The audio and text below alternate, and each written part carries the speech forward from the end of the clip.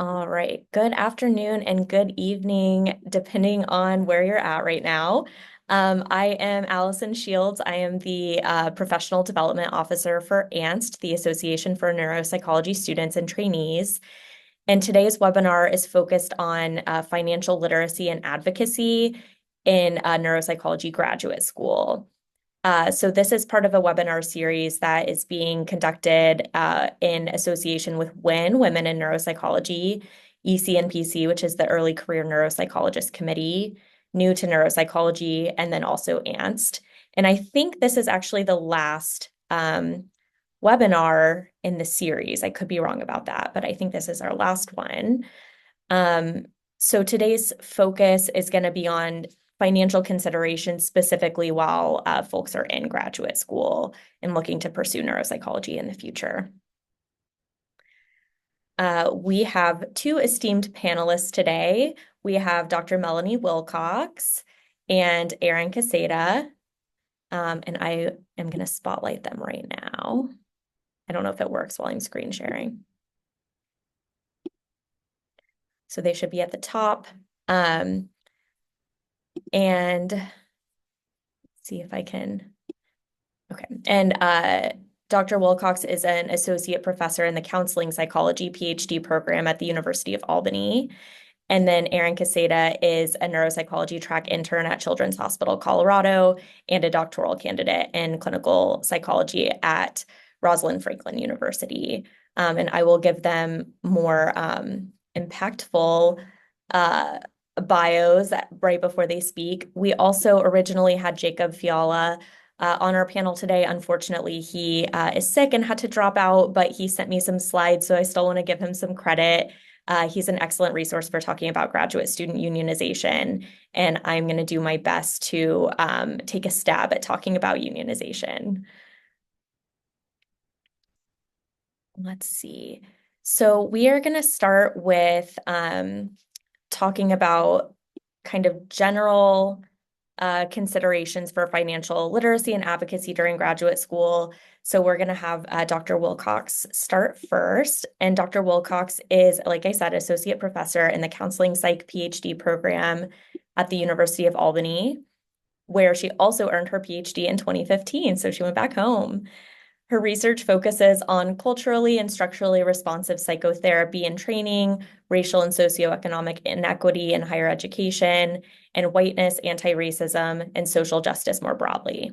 She has published several studies on the student loan debt crisis and economic stressors in graduate psychology education, and she's engaged in numerous federal advocacy efforts on the basis of this research.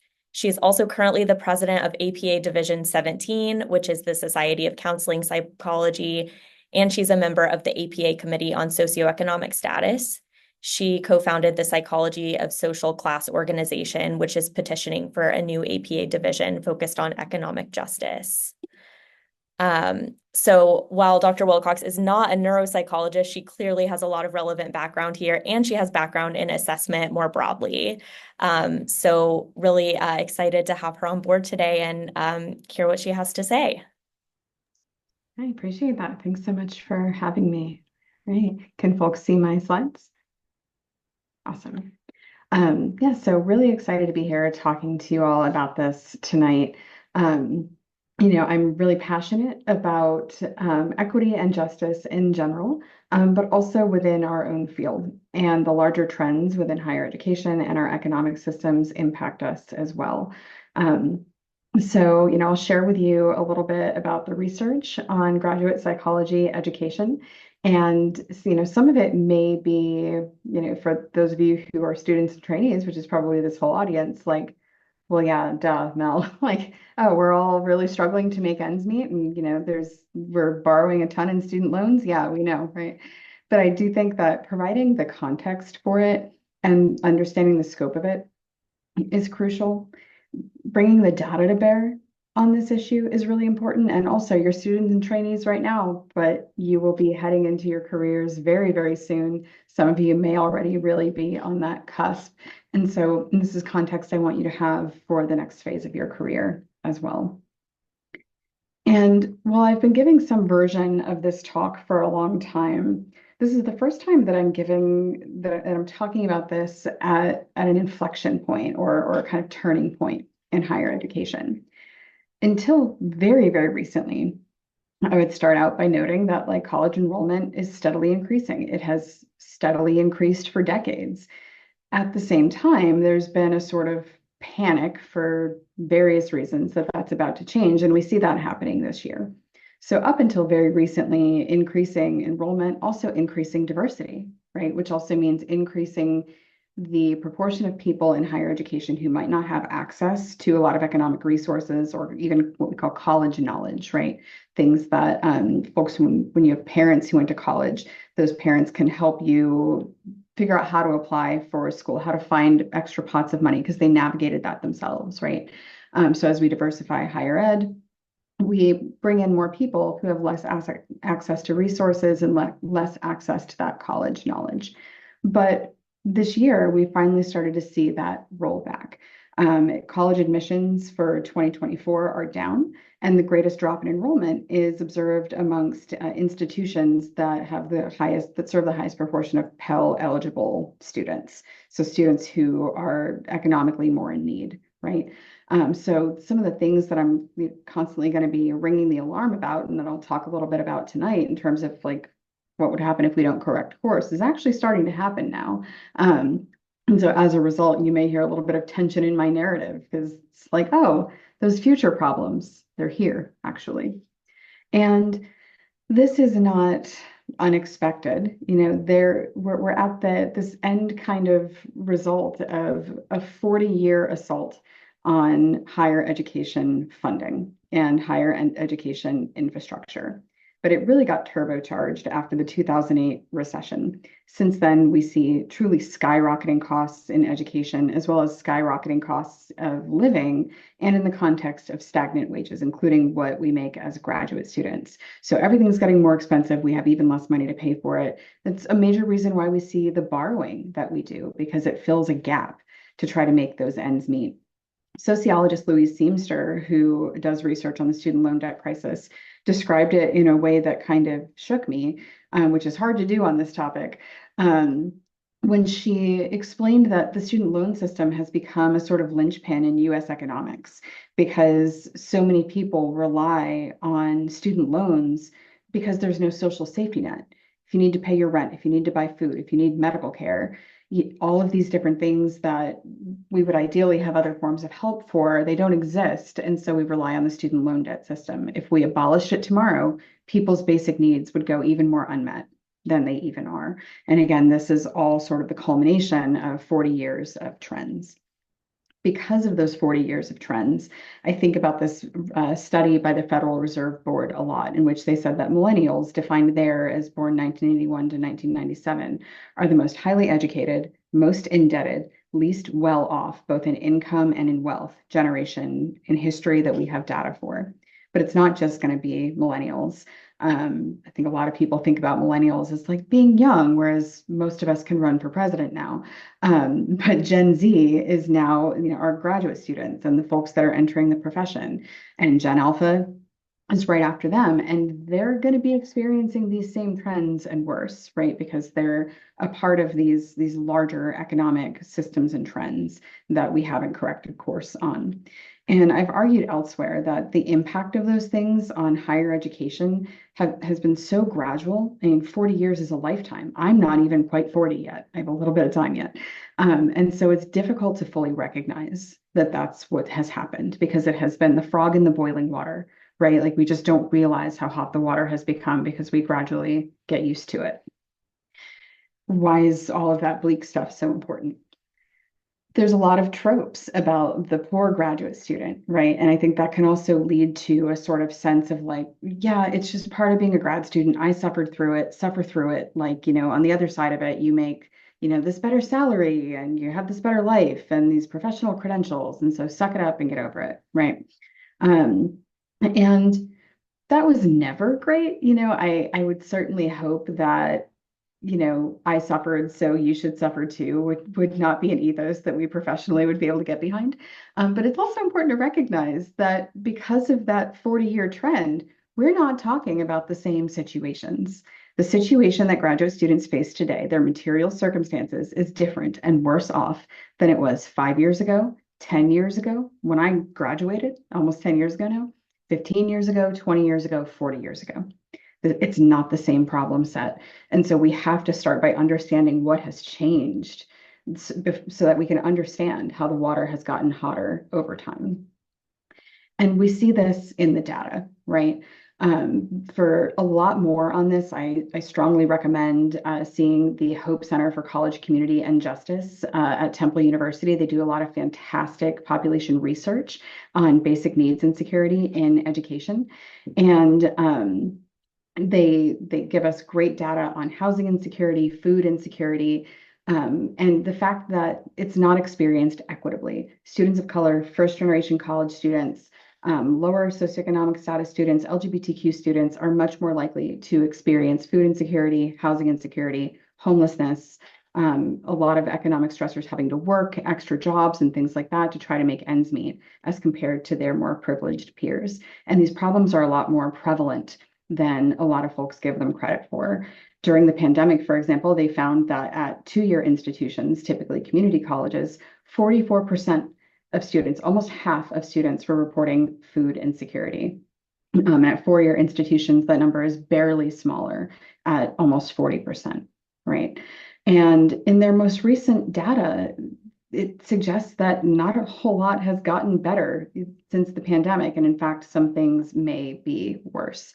We have an average of 41% of students experiencing food insecurity, an average of 48% of students experiencing housing insecurity, 14% experiencing homelessness, right? And once again, LGBTQ students, parenting students, students of color experiencing these difficulties at much higher rates. So what does the research about psychology say? There I'm giving population statistics, right? And a lot of that is based on undergraduate education. Well, let's look at graduate psychology education finance. And a lot of my work began first on the student loan debt crisis. So let's look at the money that students are borrowing to make ends meet. I collected this data in 2016, so it's getting a little bit dated now. And basically what that means is that you can expect the problem is going to be worse by this point. And we found that in 2016, the average either like actual amount that I borrowed in student loans or what I project I will have by the time I finish my doctoral program amongst current doctoral students, the average was $126,000. But the standard deviation was $110,000, which means that within one standard deviation on each side of the mean, you have people who are almost at zero and people who are at almost $140,000, right? That's a huge, huge, huge range. And when something like that happens, it's worthwhile to think, I wonder what confounds there might be in the data where we have multiple groups that are kind of being lumped into one. Right, so we broke this down in multiple ways. Part of it was that it's across career stage, right? So we can see that folks who had graduated 2006 or before by that point were only reporting that they graduated with about 78,000 versus students in ECPs, which were much closer together, closer to that 150 range, right? Which means that that 150 range is more accurate to what most people were leaving school with at that time. So let's say 150, right?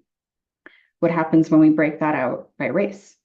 What we find, once again, is that students of color borrow more to finance their education, often, again, to make ends meet, not because tuition is more, right? It's because costs of living are harder to attend to, less resources available.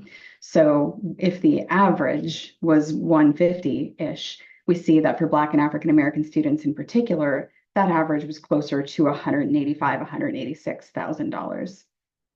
By socioeconomic status, similar problem. Folks who self-identified in the upper SES range were closer to 100,000, which is still huge, right? And we have to understand what that means for the scope of the problem, that even upper SES students were reporting that to get their doctoral degree in psychology, they were still borrowing on average about 100 grand. But for folks in the lowest SES bracket, that was closer to 158. Again, this is across all races. So what happens when we break it out intersectionally, right? There, we see that if we are looking at white, lower middle socioeconomic status men, that number is closer to 114. And if we're looking at Black upper middle SES women, that number is closer to $218,000, right? And so the borrowing matters in and of itself, right? That's a lot of student loan debt for everybody to be carrying, but it's also an indicator. It's an indicator of what's going on in the experience of those students, which we're going to come back to in a minute. And it's an indicator of what folks are going to face early in their career. Because I think the difficulty with these averages sometimes is that at $200,000, I don't know about y'all, but it feels like monopoly money to me. Like, that's not real. That's not a real number. What am I supposed to do with that, right? So let's talk about what that actually means in like the lived reality. If my computer will let me move on, there we go. So, if we're talking about an overall average of 126 white lower middle SES women, about 160,000, Black upper middle SES women, 218. And I do also note that like as socioeconomic status decreased, we also saw in the data that financial stressors and expecting to need to delay life milestones increased. And when we look at the next slide, makes sense why, because let's break that down into usable terms, right? If we look at the standard repayment plan for those student loan debt loads, those numbers that I just laid out for the different groups, not considering an income-driven repayment plan, which most all of us would take, right? The standard payment would be $1,450 for that first group, the overall average, over $1,800 for white lower middle class women, and $2,500 a month. That's a mortgage. That's a mortgage on a very nice house for Black upper middle socioeconomic status women. For income-driven repayment plans, that would start much lower, but the more we make, the more that's going to be. And if you have private loans, then it's going to be a lot more money than that when you add everything together. And again, this is outdated data at this point. The U.S. Department of Education just released their 2020 data in the National Center for Education Statistics Data Lab. So anyone can go in and play around with the data, run stats right in their data lab. And this year, for the first time, we're able to actually look at the data by zip code. So in advance of this, I went in and looked at the psychology zip code. So when I say PhD, this is PhD specifically in psychology, and they also are now including PsyD in the amounts as well. So we see an average across all people by their fourth year of $120,000, and this is like the actual numbers that they have in the database, but they're not done with grad school, right? For PsyD, that's much higher, similar to what I found, closer to 150, but this is across all years. So we've got first year students dragging down that mean, right? There were too few in the sample for me to actually restrict it by year to get a better sense. And across both degrees, again, for Black students, closer to 200,000 versus 117 for white students. And food insecurity, I have found to be a better economic indicator of SES. And there, again, we're closer to 150, with first gen being up there, but a little bit lower, right? So if we had better psychology data that was, specific to our subspecialties and where we could break things out by year and experience, we would find that the data looks much worse now than it did in 2016. So again, like I'm going to sort of fly through this, but basically we find that the debt load matters to people's mental health. It matters to their career decision-making. It matters to their personal decision-making.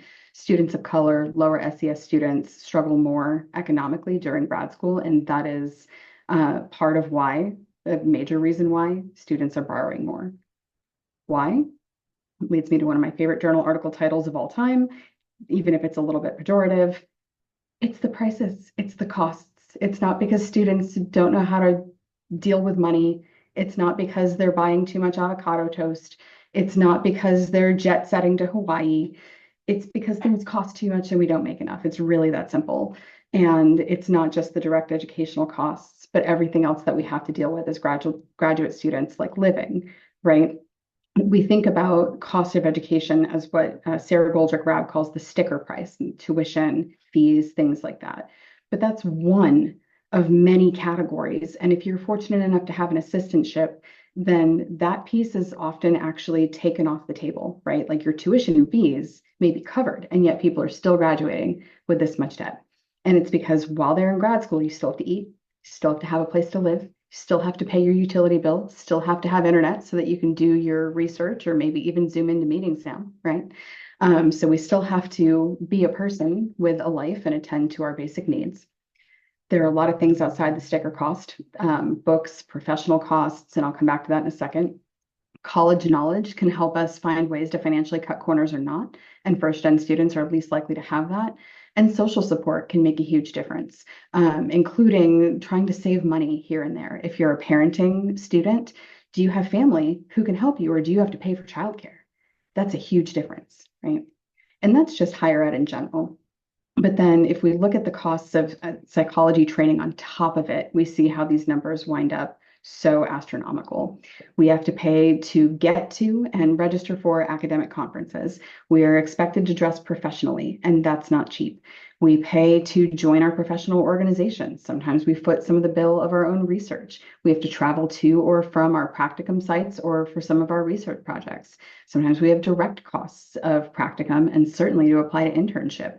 EPPP preparation, which is starting to move into the graduate school space as a sort of comps exam, costs a lot of money. It's $1,000 and $750 or whatever it is to just to take it, to say nothing of prep materials, or if you take a prep course, and then we also have our licensing fees waiting for us on the other side, right? And then for those of you in neuropsych, you have the added costs of the practica potentially costing more because there's fewer opportunities. You have to drive farther. The internship applications are more expensive because it's more competitive. So you have fewer options. You have to apply to more sites. A postdoc is basically non-negotiable, which means more years of making less money of doing the same work that a psychologist does. And while your student loans are now in repayment on top of it, right? And then board certification is increasingly expected, which is more required upfront costs, as well as something else that's taking up your time, right? So it's an expensive profession that's waiting for us when we get to the other side of that doctoral degree where we accrued all that debt and we're struggling to meet our basic needs, right? And so we see that it costs a lot of money to get through grad school. And a lot of students wind up needing to borrow the max and then also still work outside of their assistantships to try to make ends meet. We've seen this in the data that except for those in the highest income bracket, graduate students' adjusted gross income and borrowing was actually positively correlated. The more that folks made, the more that they borrowed until they were in the income bracket where like they were truly economically secure. And I played around again with the 2020 data and found the same relationship that we found back in 2016 in the NCES data. And we have to think about what are the ethical implications of students overworking and driving themselves into the ground. Our students are providing clinical services. What does it mean when they're not sleeping, when they're not eating? You know, it should matter in its own right that students are struggling, but a reminder to professionals. I need to note that it's even harder for international and undocumented students. They cannot, by law, work off campus to try to make those ends meet. They can't access US federal student loans. Please be cautious about steering people toward private loans. And they're excluded from a number of funding opportunities, including the APA Minority Fellowship Program, because it's federally funded. And so whenever we have things that are federally funded, there's more restrictions. So that's all really stressful and demoralizing, right? What can we do about it? And we have to understand that these are structural problems that require structural solutions across multiple systems, including substantial reinvestment in higher education, substantial investment in a real social safety net, substantial changes to employment, such as minimum wage. That's why the unionization conversation is going to be so important. Reinstatement of subsidized graduate student loans so that they don't bear interest while we're in school, immigration law reform, and so very much more. But in the meantime, there are things that we have to do as well, including first and foremost, being willing to talk about this. We have a hard time talking about money culturally, professionally, but we can't address a problem that we can't talk about. We know that as psychologists, right? So we have to be willing to talk about it. We have to become educated about the problem as well as our financial systems like education finance, the tax system. We have to strive to take an equity perspective in allocating the resources that we do have, who is most in need, and trying to help those folks first and foremost. We have to provide prospective students with financial informed consent about what it means to go into graduate psychology education, even if it's a deterrent. And we recently found empirically that it's a deterrent, and that's unfortunate.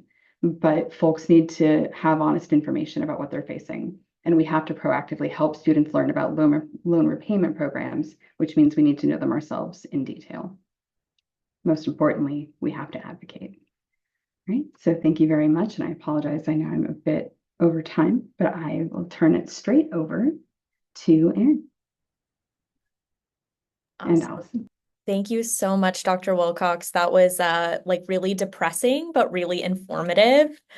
Um, I felt a lot of that really deeply. I'm sure everybody else in here did too, just thinking about, wanting really badly to increase the diversity of the people coming into graduate school, right? Wanting to get underrepresented minorities and wanting to get first generation college students and wanting to make sure that the people doing research are doing research that's going to apply to everybody and not just, small groups of educated college students, which are the samples we love to collect, right? But then all of the barriers, the financial barriers to coming into graduate school, especially when I think in the US, especially we view more education as a way to get stable income and build wealth.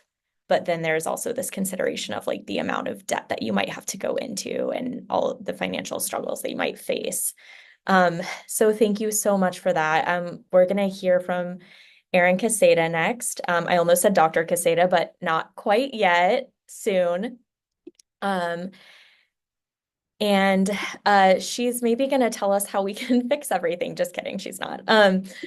But really excited to hear from her. So Erin Kaseda is the neuropsychology track intern at Children's Hospital Colorado, and she is a doctoral candidate in clinical psychology at Rosalind Franklin University in Chicago.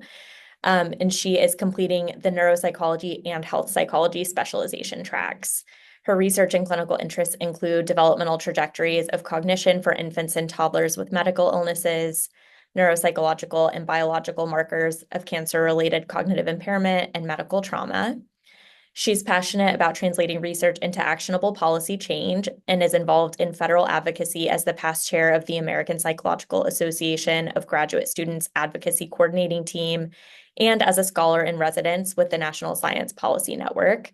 In addition to her research and advocacy work, Erin is involved in supporting training opportunities for historically underrepresented and excluded folks in science through her leadership and professional service in the Asian Neuropsychological Association and the organization New to Neuropsychology. And she did not write this in her bio, but I'll say when I met Erin, I was convinced that she was like 3 or 4 years above me in graduate school because of how impressive she is and all of the advocacy work that she does.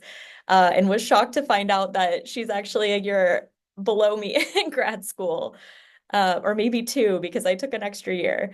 So thank you, Erin. Excited to hear what you have to say for us.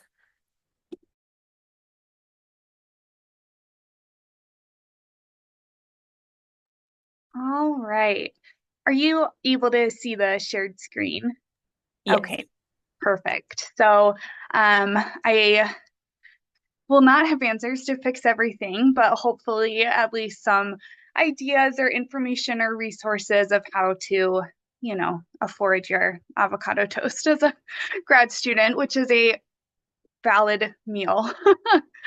So I'll be talking about kind of more like concretely what types of funding opportunities are available to graduate students.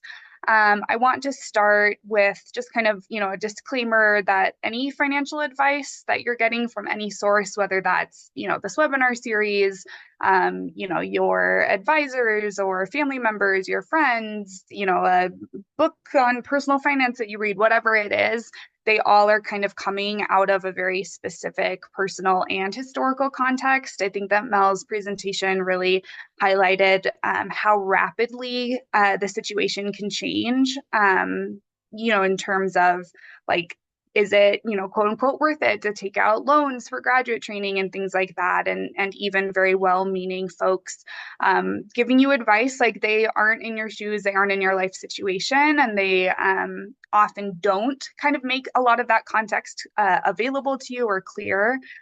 So just a reminder that, many factors, including citizenship status, family support or family responsibilities, the local cost of living where you're attending school, your physical and mental health status, costs associated with health, your program requirements or restrictions, your prior job history, right? Whether you were able to kind of build up savings prior to starting grad school, your prior and current student loans, and so on and so on, all make a difference.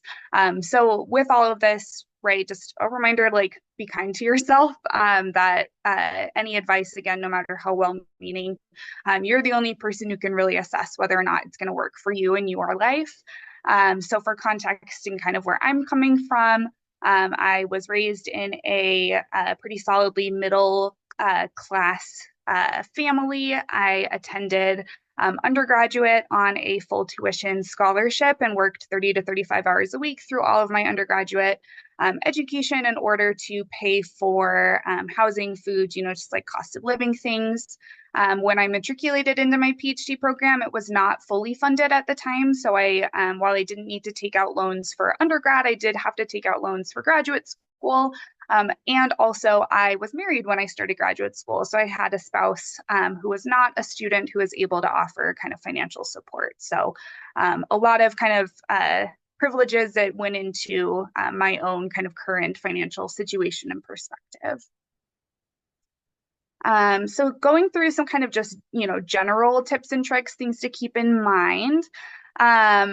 I think one of the best things that you can do as a current graduate student trying to figure out what funding opportunities are available is signing up for listservs, both, email lists from your own university and then also relevant professional societies.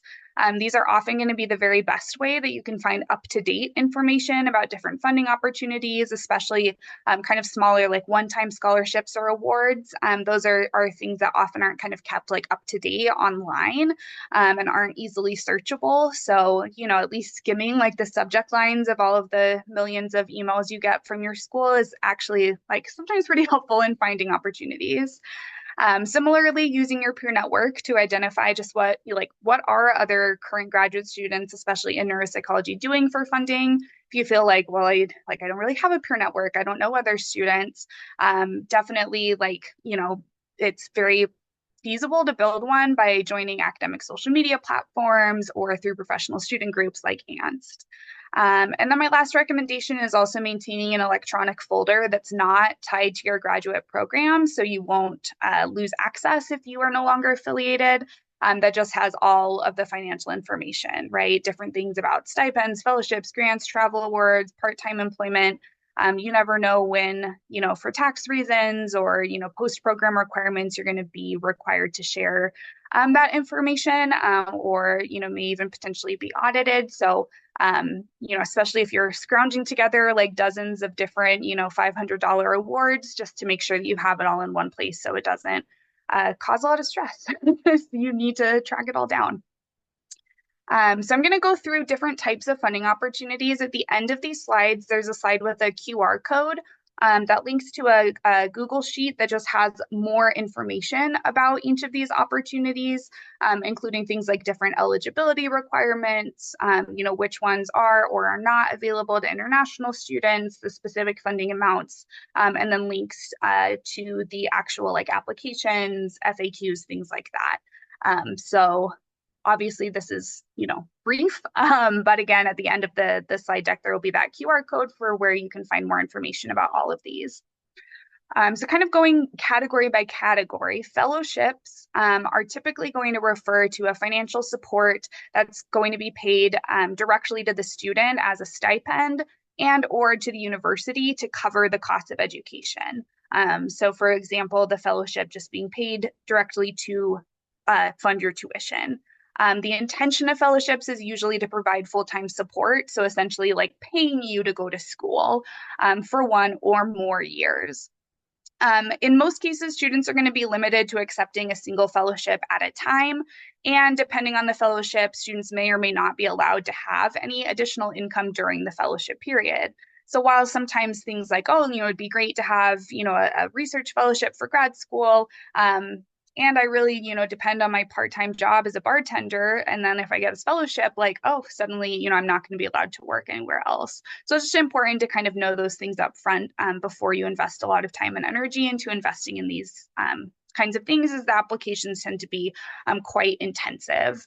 So some of the more common fellowships that are available include the National Science Foundation's Graduate Research Fellowship Program, the NIH National Research Service Award F31, the APA's Minority Fellowship Program, the Soros Fellowship for New Americans, the Department of Defense's National Defense Science and Engineering Graduate Fellowship Program, and the Hertz Foundation Fellowship.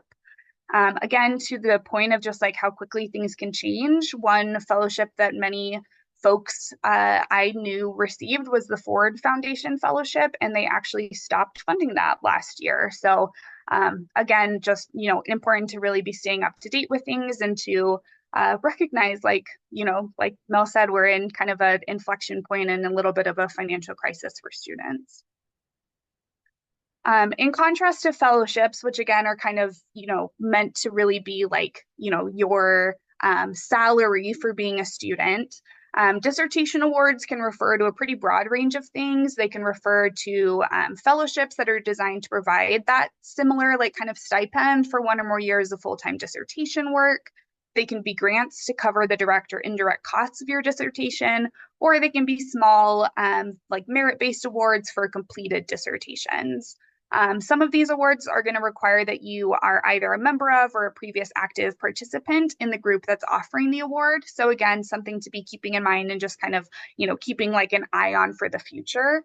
A few examples of these: the Harry Frank Guggenheim, let's just say emerging, not urging, Scholar Award, and the AUW American Dissertation Fellowship. Those are ones that offer $25,000 annual stipends for folks working on their final year of dissertation. The APA Science Directorate's Dissertation Award, or the American Psychological Foundation's Award, those are more so for funding your actual dissertation work. And then SCN and NAN both have dissertation awards that are for completed dissertations. Non-dissertation research grants are most typically going to be for covering the costs related to either conducting or disseminating research. Again, they're going to vary a lot in terms of what you are able to use the money for. Some are going to require they are only used for equipment or software. Some allow for things like participant compensation or open access publication fees. Very few of them are going to allow you to use the funds for kind of personal expenses, like travel or like kind of providing you as a researcher the stipend. They can range a lot from, $150 to several $1,000s, even tens of thousands of dollars. And again, you may or may not have additional requirements about, being a member of the group that's funding the award or presenting or sharing the research with that group in the future.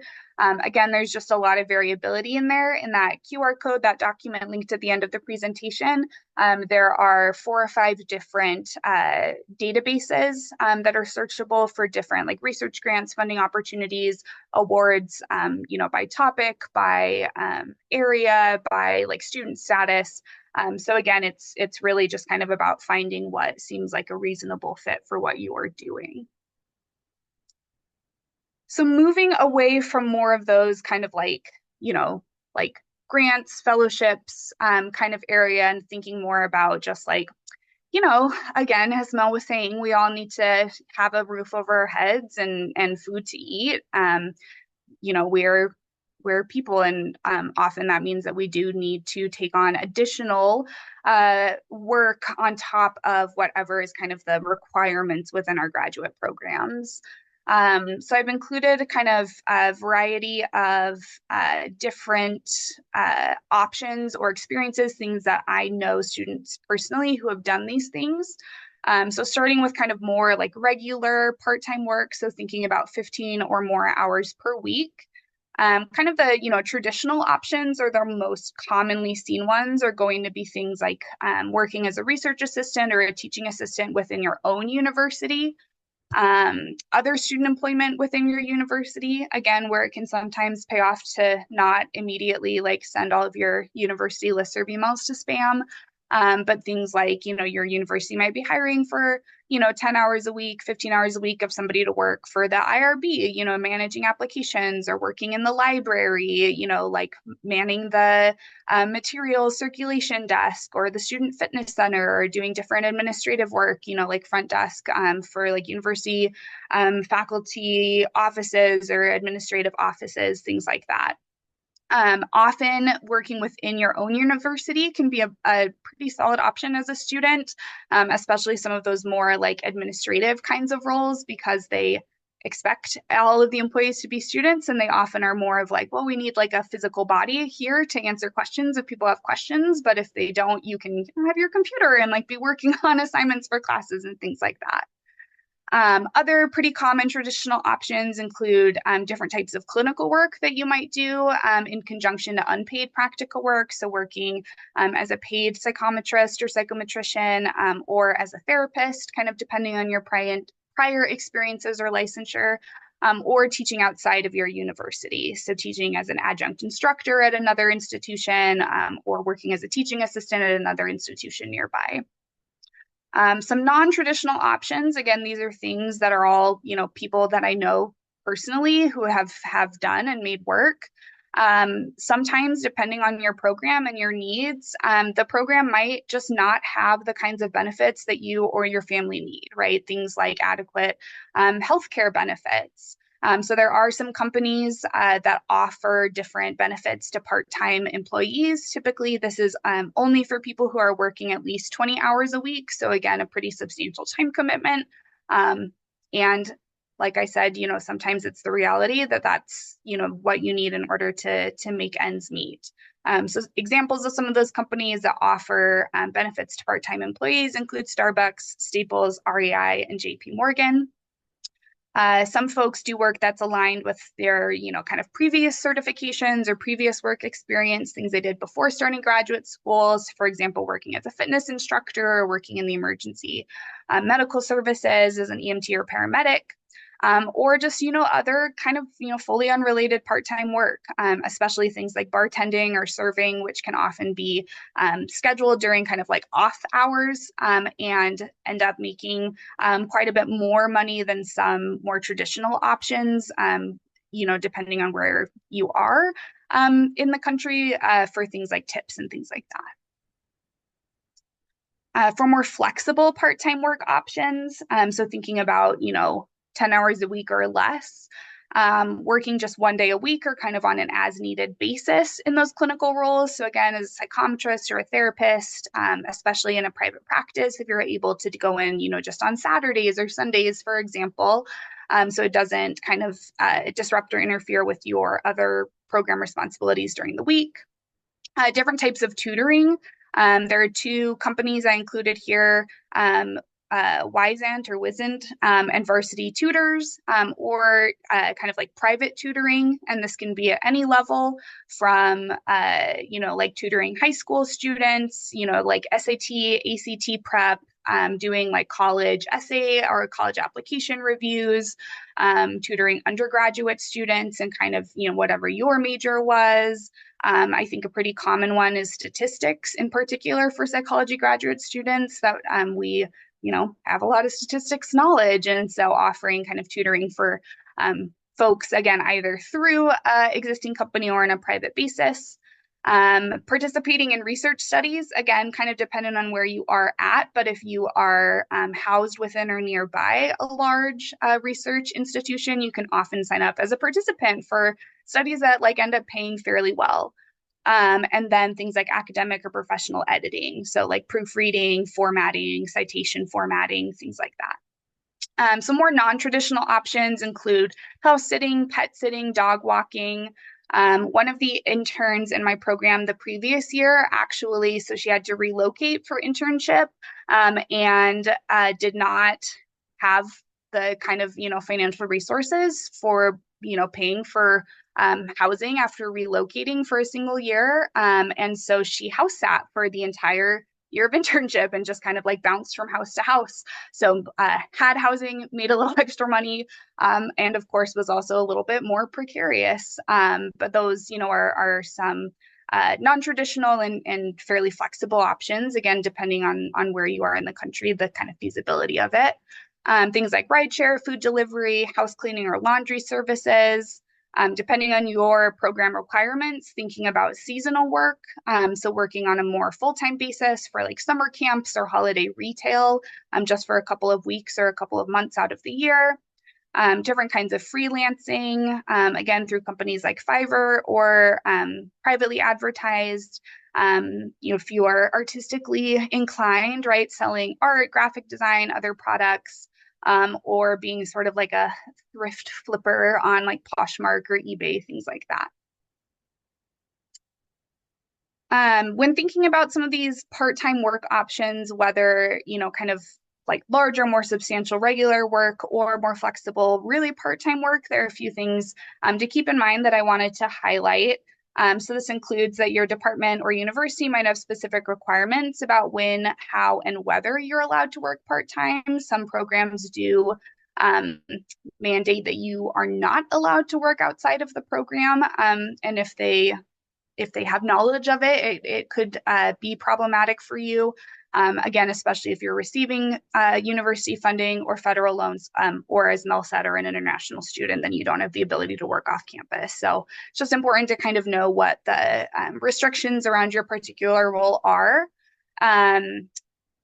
In particular for clinical jobs, departments, institutions, and states are all going to kind of differ in their handling of those. So again, just to make sure that you understand the relevant information, things like, does your department allow you to count supervised paid hours towards internship? Are you going to need to purchase private malpractice insurance in order to have a part-time clinical job? Things like that.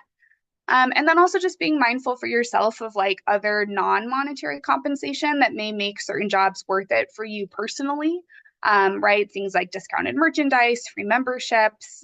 One of my classmates worked front desk at Orange Theory because she got like free Orange Theory classes. And so for her, she was like, it's worth it, like for this job, right? So just keep in mind that the money is not always the only like compensation that you can get.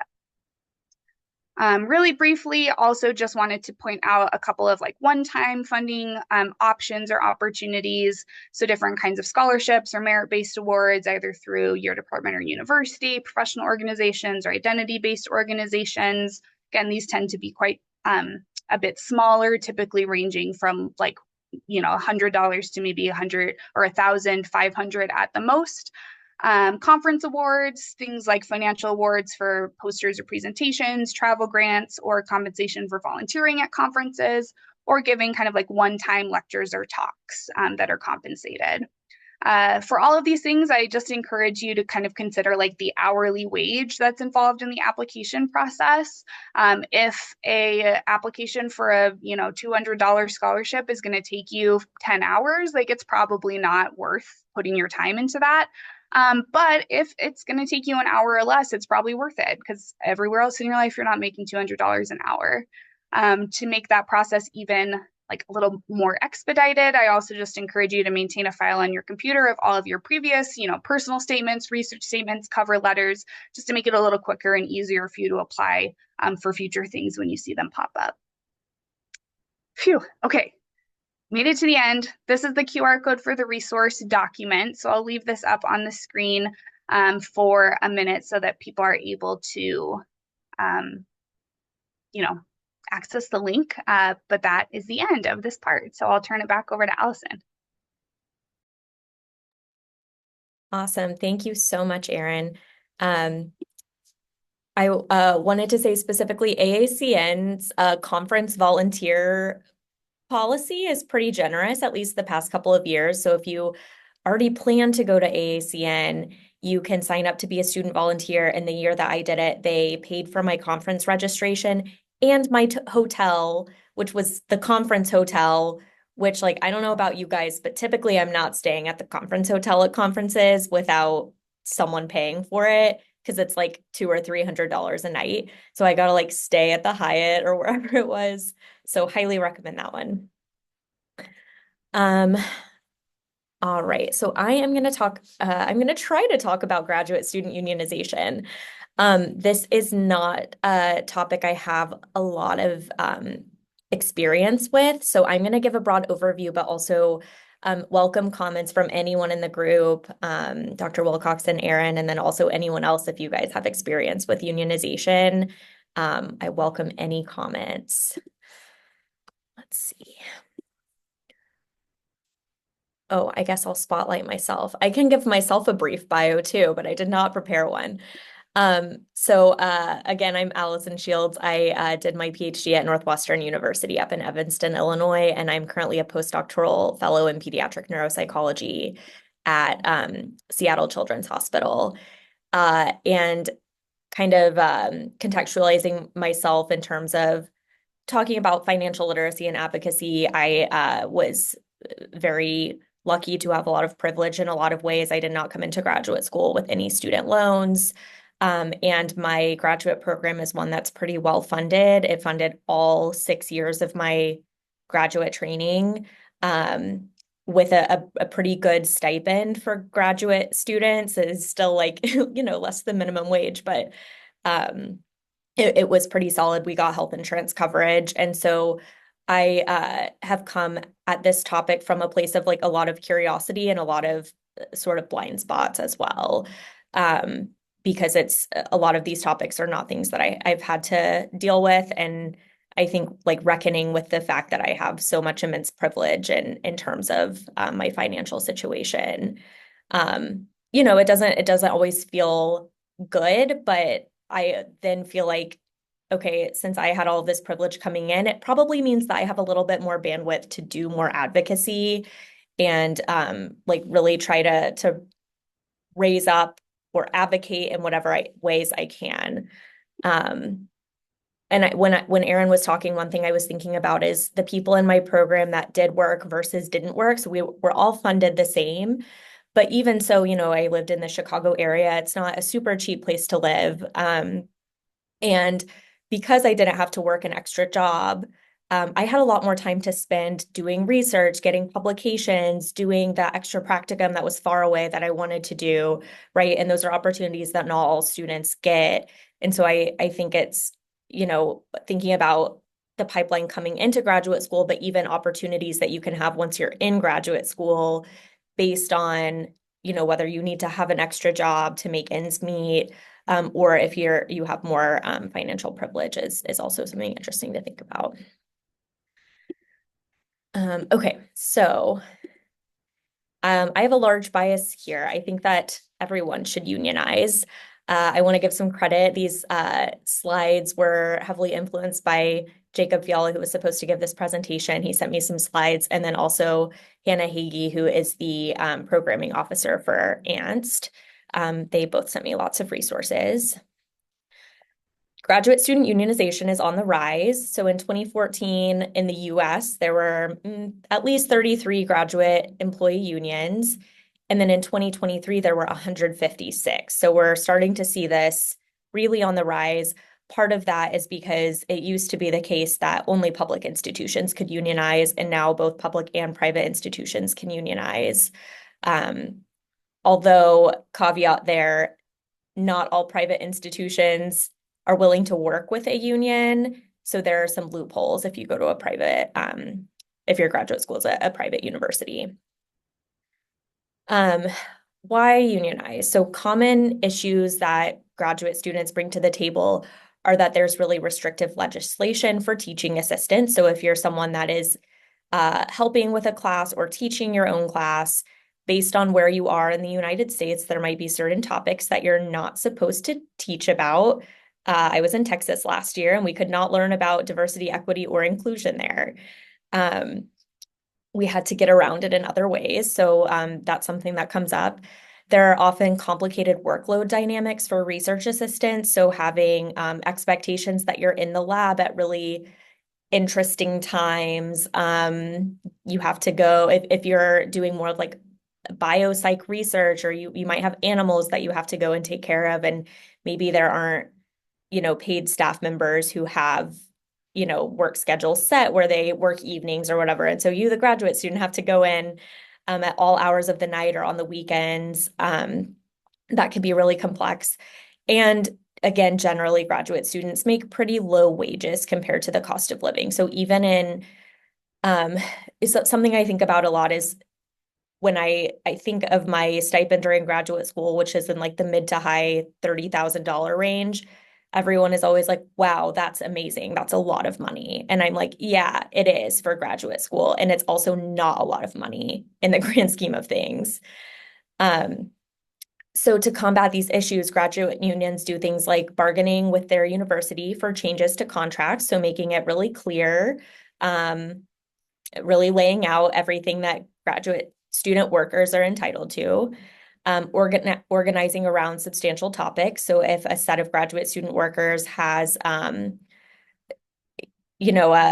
come up that they really want, they can bargain for it in their next contract negotiations with their university. And they offer support when individual problems arise through a process called the grievance process. Collective bargaining is one of the main goals of unionizing. So once a union is in place, unions have the ability to directly negotiate with the employers that handles pay, benefits, and more. And so some things that unions have been able to win for grad student workers are minimum stipend increases. So sometimes these are one-time stipend increases, sometimes they're minimum increases year to year. So like, for example, Northwestern, where I went to school, before we were unionized, we already got an increase, but it did not usually keep up with inflation. And so it was always an increase numerically, but actually a decrease in terms of like what we can afford. Advocating for healthcare or better healthcare, advocating for fee relief. So even if your tuition is reimbursed, you might have those pesky like hundreds of dollars a year worth of like fees if you want to use the gym, or fees for, student activity fees, whether you take advantage of those things or not. Annual raise, as I mentioned, and then paid parental leave and paid medical leave. So these are things where we're really thinking about equity across the board, right? So if we have graduate students who are becoming parents for the first time, or who need more time off for medical leave or family leave or anything like that, a lot of times that is not protected for graduate workers. And so unions can advocate for paid leave.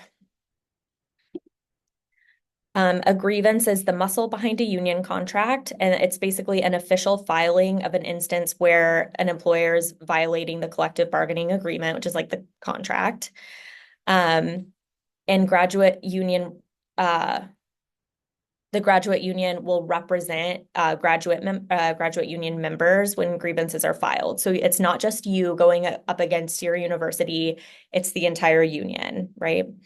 And then in some cases, unionization, unions can help cover free legal help from lawyers about any issue. So if you're having trouble getting your landlord to make repairs on your apartment, you can meet for free with a lawyer. This is not at every place, but I know Northwestern offered this. And I think Florida does as well. And then there's community building, right? So basically creating these campus-wide support systems for graduate workers. So sometimes there are departmental stewards for the union that bring department-specific concerns to the overall union leadership. There might be things happening in certain departments that not everybody knows about. They offer leadership opportunities and help you develop skills outside of just your research or academic discipline. They put you in constant collaboration with faculty and student government. So again, building skills and working across the aisle, so to speak, especially if your university is not, is a little bit hostile towards the union. And then there's organizing and activism as well. I wanted to talk specifically, says supports for international students, but I think this generally apply, like one of the goals of unionizing is that essentially like services are applied equitably, not equally, right? So if there are concerns that that certain groups are getting preferential treatment when it comes to applying for a TA-ship or a graduate assistantship, right? Unions can do things like make departmental hiring practice very clear and open and fair. So like there has to be a set of written criteria about what someone needs to get this job. And so if there's been any concern for bias or discrimination, the union tries to help eliminate that. But more specifically for international students, sometimes they face even more barriers when coming to graduate school in the United States. So sometimes there are international student fees that they have to pay.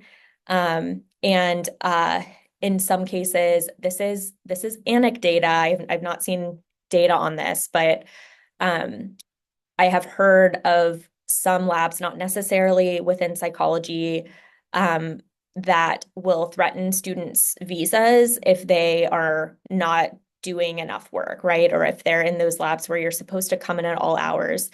The undertone there is like, if you're not doing everything I expect of you, I can get you kicked out of school, and then you're going to get kicked out of the country, right? And so unions do a lot of advocacy to make sure that international students' visas are not threatened.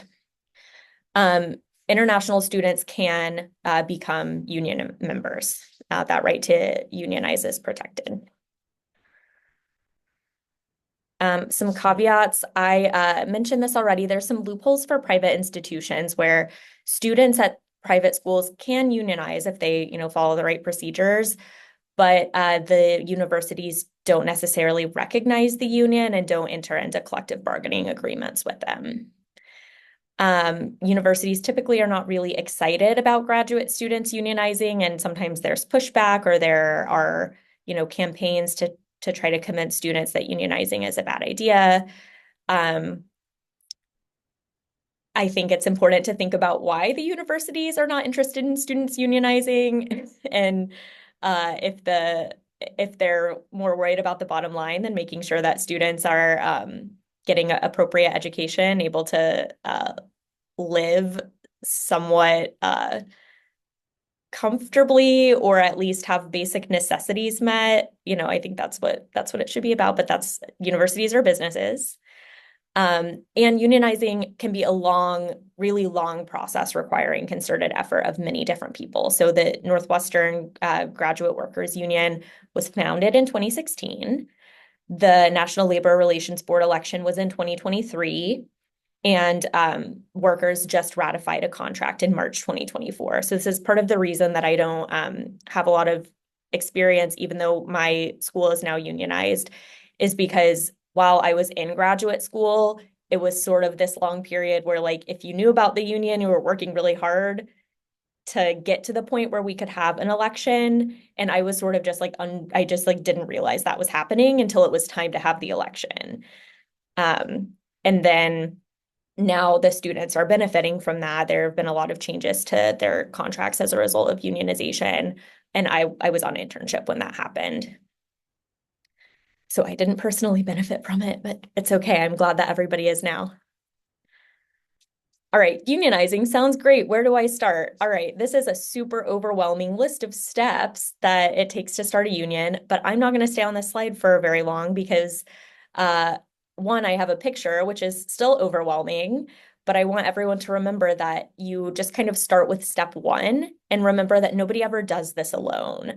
So this is a group of people at any university. There's going to be a group of people interested in starting a union. And so you start with them, you form a diverse organizing committee, diverse in terms of everything you can think of. You want to make sure that all viewpoints are represented in the unionization process.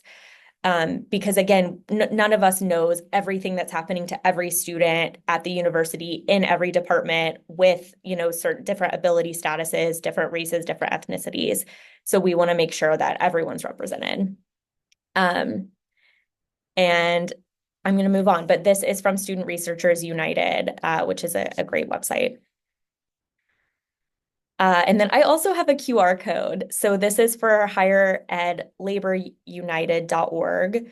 And if you are interested in unionizing or just like starting to think about the process, they have a listserv that Hannah told me has really, really helpful resources that she used a lot when she was involved in unionization for Loyola University. But there are some other websites here too. And if you don't have time to write them all right now, this will be posted on the ANST webinar page. And I would love any input from Dr. Wilcox or Erin, if you guys or anyone else, if you have other things to say about unionization, would love to hear it. I think you did a beautiful job covering the why and the how to. I just want to, and sorry if anyone can hear my dog. It's 6:08 Eastern time, and they are set. They're like, it is dinner time. What is happening? So I apologize. But I was fortunate to grow up with that. I grew up lower socioeconomic status, and but my dad had a union job. And so even though money was tight in a lot of ways, we had good health insurance. And that was like make or break for my life. I'm a person with disabilities and with a lot of chronic health issues. And so it was make or break to have that insurance growing up. And I then attended a graduate school that happened to be unionized. And like, I didn't know that when I was applying. I was just happy to be there. Again, so sorry. Can folks hear my dog? I will try. Okay, wonderful. AirPods, great. Um, it's because it's ridiculous. But I had a lot of health stuff crop up when I was in grad school too, that if not for our amazing insurance because we were unionized, I might not have persisted through school. And so unionization does take a long time. It's a lot of steps. And sometimes if you're the person that starts the unionization effort or you're part of that initial group, like Allison said, you might not see the fruits of that labor during your time, but it's awfully convenient, isn't it? That it's that difficult to do and that it takes such a long time and that it's such a disincentive to start. I saw a tweet recently that noted if collective bargaining weren't good for workers, then corporate entities wouldn't work so hard to try to kill it. And indeed, like there's a reason why there's such an organized fight against our organizing. So I know we're all busy. I know it can look and feel like a lot, but the erosion of unions over that same 40-year stretch has contributed substantially to a lot of the trends that I talked about at the beginning.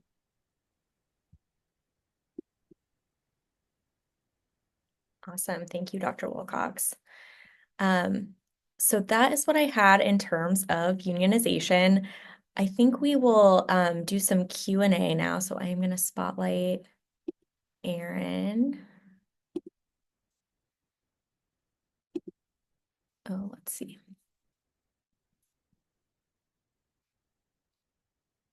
And Dr. Wilcox. Okay. Awesome. So I would love for anyone in the Zoom room to either, you can chat a question, you can chat it privately to me if you have something you want to ask, but you don't want to say it out loud. In a minute, you can unmute yourself and ask it. But I have a few to start us off. A question that was asked in the registration was, do either of you have any tips for building wealth during graduate school while, like generally we're making not a lot of money. And so any wealth that we try to build is like actively sacrificing income.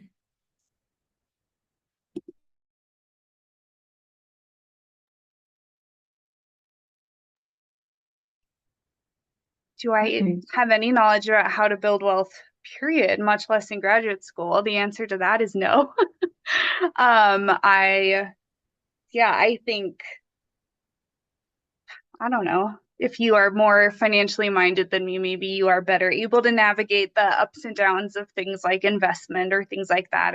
I think for me, what I've tried to prioritize rather than, like trying to put money into investments or like private retirement funds or things like that is just trying to minimize kind of the amount of interest that's going to ultimately, accumulate and have to be paid back. So, being really careful with the spending on credit cards, that I'm, paying that off every month and not accumulating interest on credit.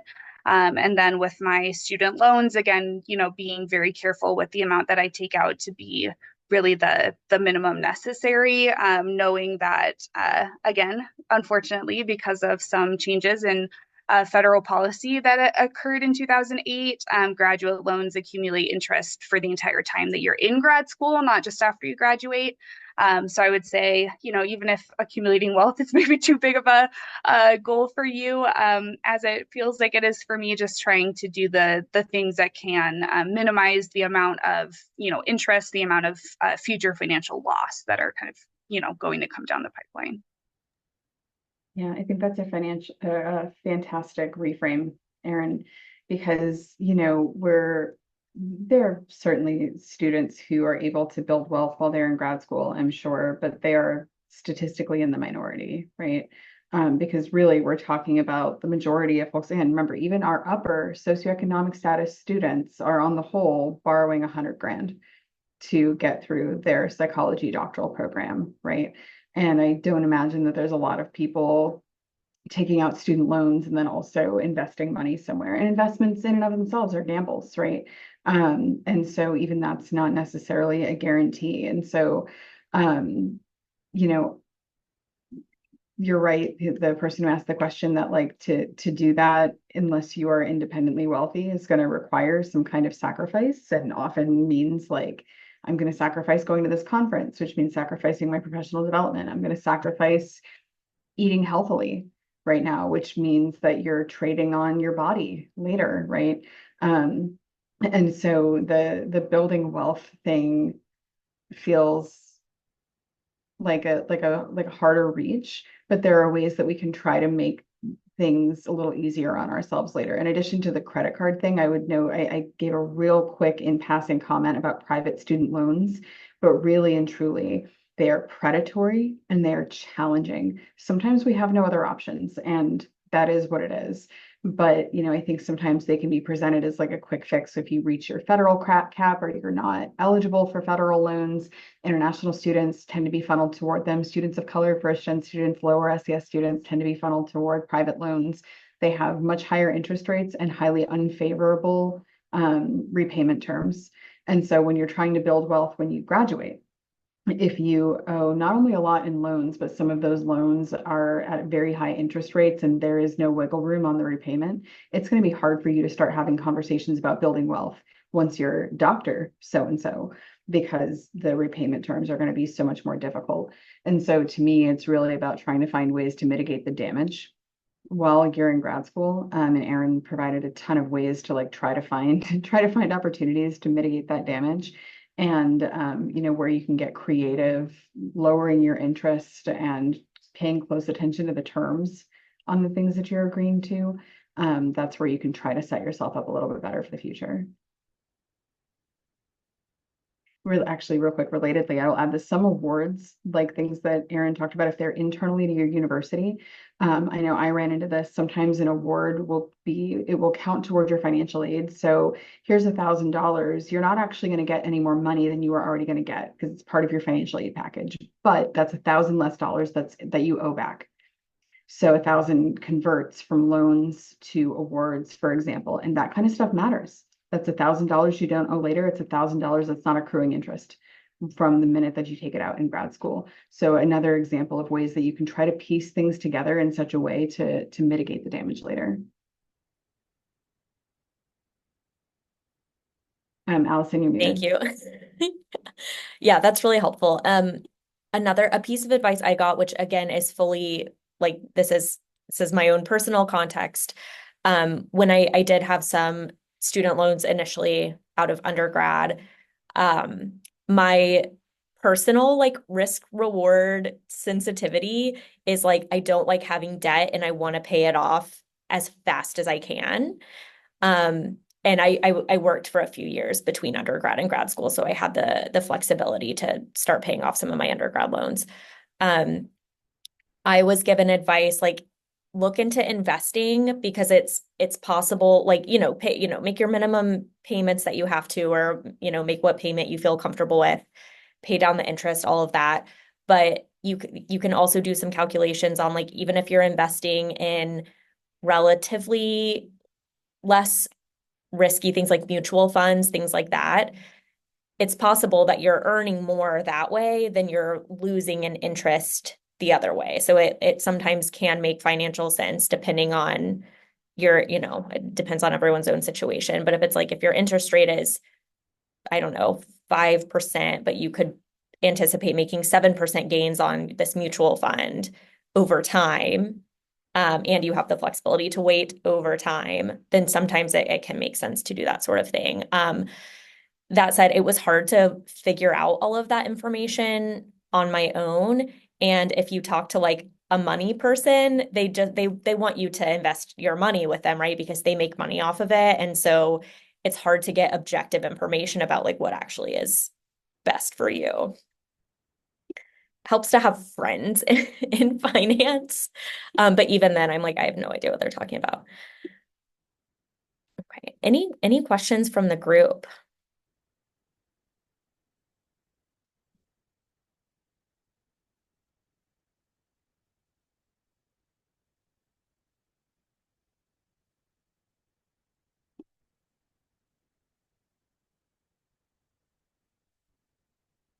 All right, I've waited out the long silence as long as I feel comfortable. Okay, let's see.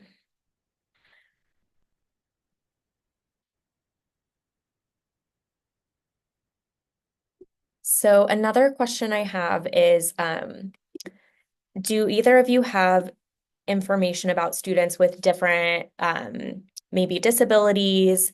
One thing I'm wondering about in particular, like in neuropsychology, and for peds, we're often writing recommendations for disability, getting, Social Security income, disability income, right? I'm wondering how that plays in if you're also a graduate student worker. Can you continue to get those services during graduate school? That's a great question. I feel like I explored this a little bit myself as a graduate student, given my own disabilities. And this is part of the tough part of being a graduate student is that you are technically working, you're earning a salary. It also proves that you can functionally work. So that's the other piece too. Even aside from like income eligibility stuff, you are demonstrating that you are capable of functioning in a working capacity. And that creates real challenges in accessing certain forms of help. Um, there are certain social safety net programs that may still come into play. There are graduate students who are eligible for uh, WIC is not the word that I'm looking for, SNAP for food assistance because what they make is so low, and sometimes like rent and utility assistance and things like that. And so the standard social safety net stuff, what little bit we have, sometimes those are good avenues to look into.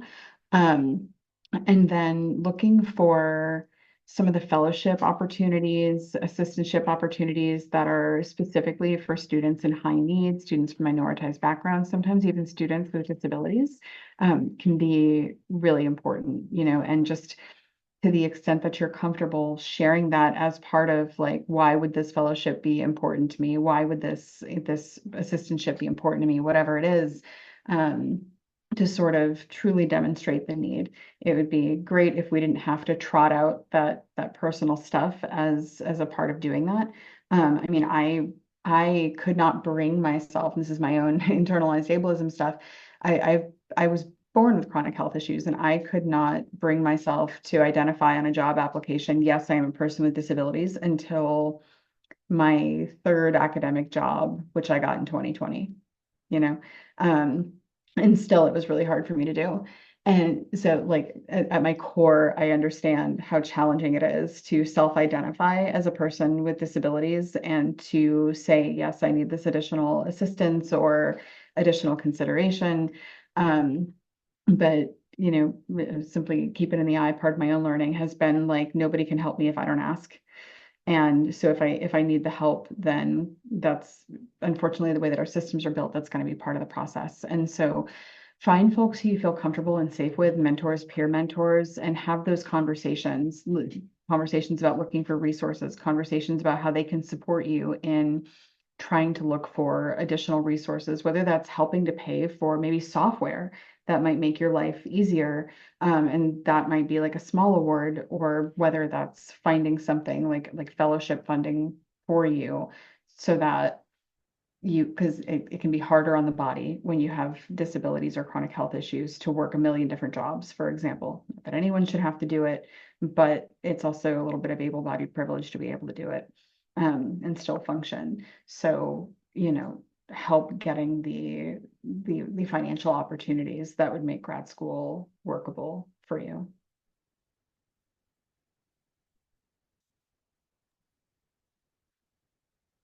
Awesome. Thank you, Dr. Wilcox. I have one final question, which is maybe just like a little tidbit from each of you. Have either of you found helpful and effective ways to respond when you inevitably encounter people that are maybe like a generation or two above us in psychology training? And I think a lot of them have the when I was in graduate school, I walked uphill both ways in the snow for 5 miles type of thinking without a understanding that like the context was really different back then, and not that they didn't struggle, but that doesn't mean that we should struggle now in the same way they did.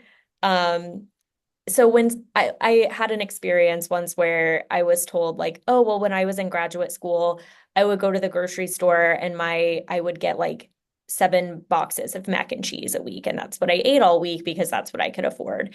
And sometimes I slept in the lab, so I didn't have to pay for parking twice, right? I just had to pay when I entered the garage once.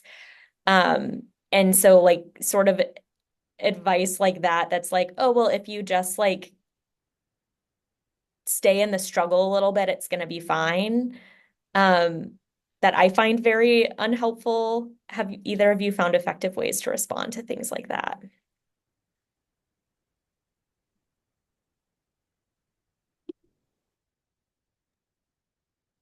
I mean, effective in the sense of, does it change people's minds and approach?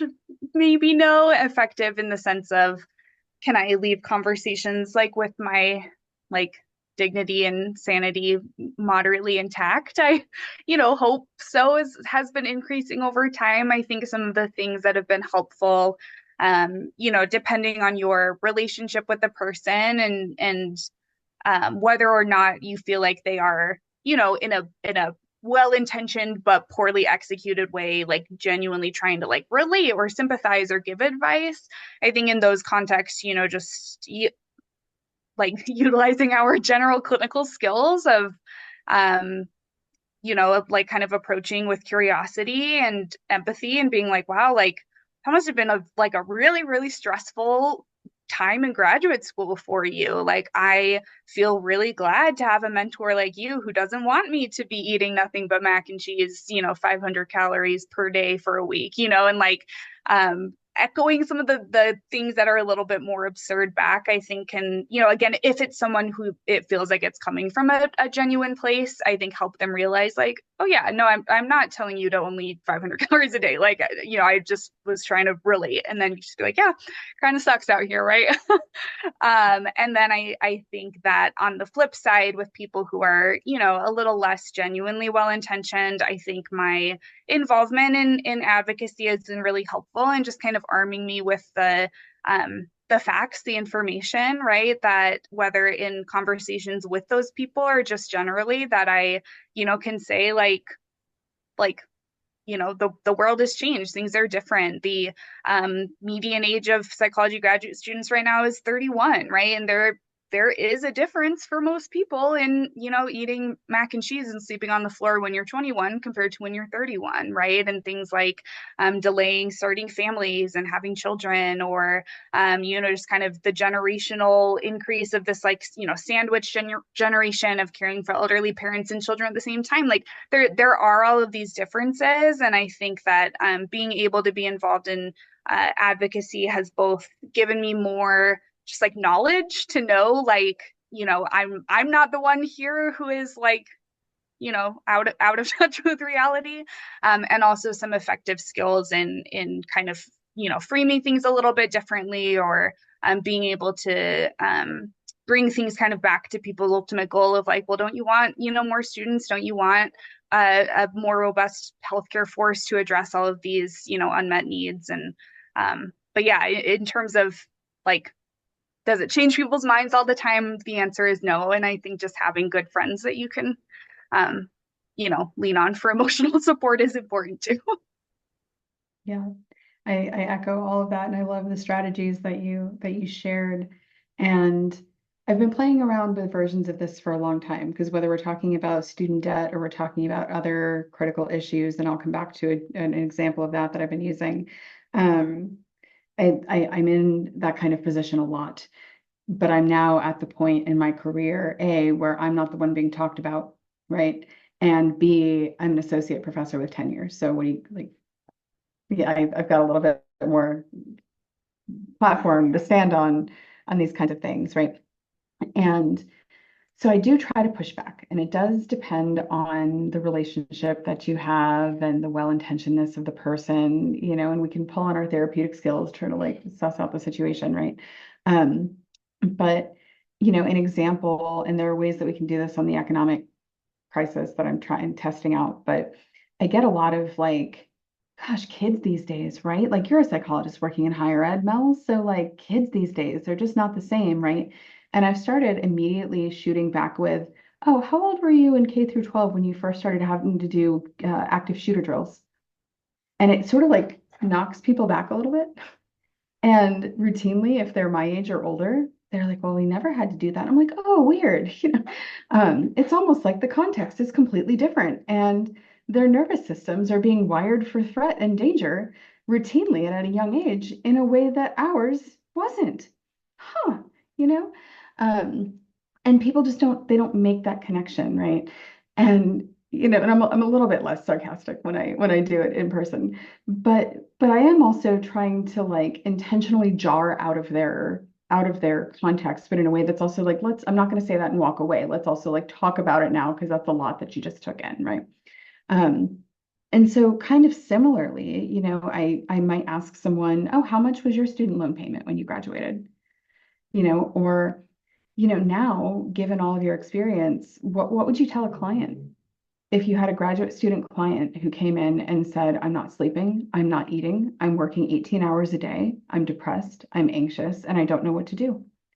How would you feel if I was your supervisee and you learned that I haven't slept in 3 days, but I'm testing. I'm over here trying to give a waste and you're hoping that I gave it perfectly.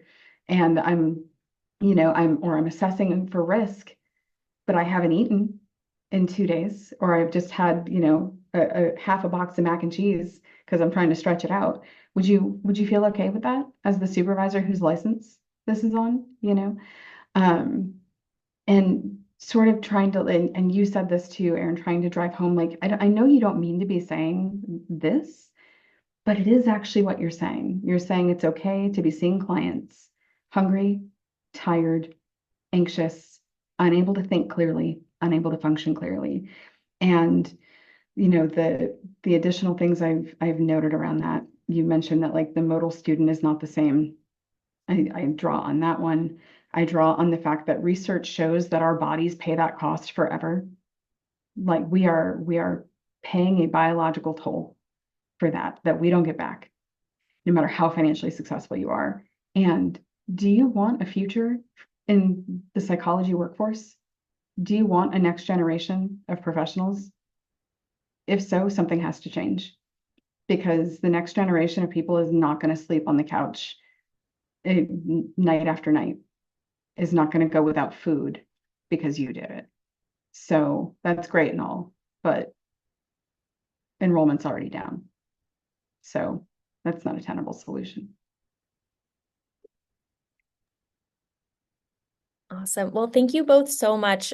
Just to end on a positive note, I do think there's more and more advocacy being done to make sure that things don't have to be the way they've always been. I love to see that the unionization numbers are rising. People are getting higher wages, more benefits, more parental leave, medical leave, things that should, I think, be expected at baseline, and we're finally getting them, which is amazing. Thank you both so much for your time. This was so helpful. Um, and I hope everyone has a great rest of your day. Thanks so much. Have a good night, everyone.